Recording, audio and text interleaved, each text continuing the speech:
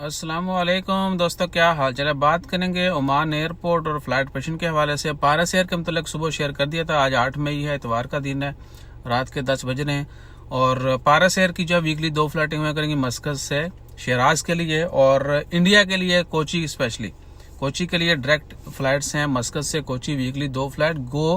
गो first वो India की एक बजट एयरलाइन है, उन्होंने फ्लाइट ऑपरेशन जो है वो स्टार्ट करने का ऐलान कर दिया है। आइंदा वीक से जो है यानी आने वाले दिनों में उनकी फ्लाइटें शुरू हो जाएंगी और वीकली 2 फ्लाइटें हुआ करेंगी मस्कत से कोची के लिए। गो फर्स्ट बजट एयरलाइन है, टिकटें काफ़ी सस्ती होंगी, तो मेरे ख्याल से उस एरिया में रहने वाले लोगों के लिए बड़ी खुशाइंद बात है कि उनको भी बजट एयरलाइन जो है वो 2 साल के बाद मिलेगी, क्योंकि कोविड के दौरान बल्कि अभी तक भी टिकट की प्राइजेस जो हैं वो पहले जैसी नहीं हुई।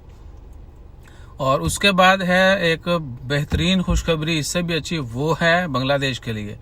जिस तरह हमारे कंट्रीज के लिए भी डेली फ्लाइट्स नहीं है, हर एयरलाइन की वीकली एक 2-2 3-3 फ्लाइट है, इंडिया के लिए भी ऐसे ही है।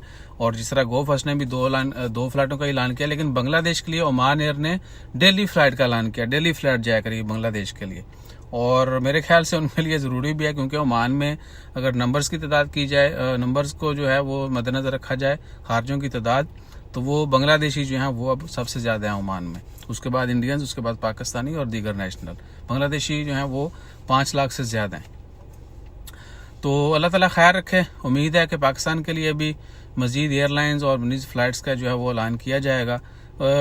एक एयरलाइन आपको याद होगी, एयर ब्लू शाहीन एयर जो हैं वो बंद हो गई हैं। वो बाकी तो मुल्कों में बहुत सारों में चलती हैं अभी भी, लेकिन ओमान के लिए बंद हो चुकी हैं।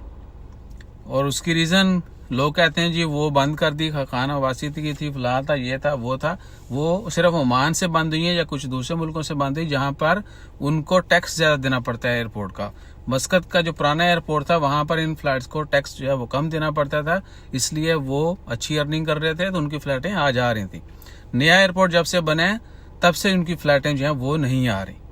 बहुत कम फ्लाइटें आई थी नए एयरपोर्ट के ऊपर, क्योंकि इनके टैक्सेस ज़्यादा हैं। नए एयरपोर्ट की डेफिनेटली आपको सामने ही है फिर सूरत हाल क्या है, तो इसलिए जो है उनकी फ़्लाइटें यहाँ से कैंसिल हुई हैं, यानी ख़त्म कर दी गई थी।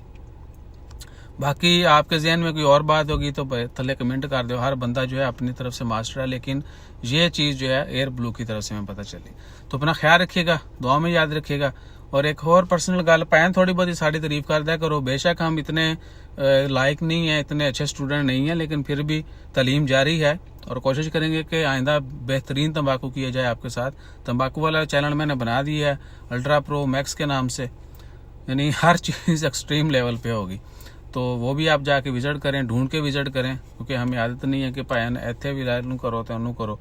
लेकिन किसी दिन आपको थोड़ा तंग करेंगे, एटलीस्ट जो है आहो सपोर्ट होनी चाहिए हर मामले में। तो अपना ख्याल रखिएगा, दुआ में याद रखिएगा, और हमारे सभी चैनल को लाइक करें, शेयर करें, सब्सक्राइब करें, फॉलो करें। जज़ाकल्लाह, अल्लाह हाफिज़।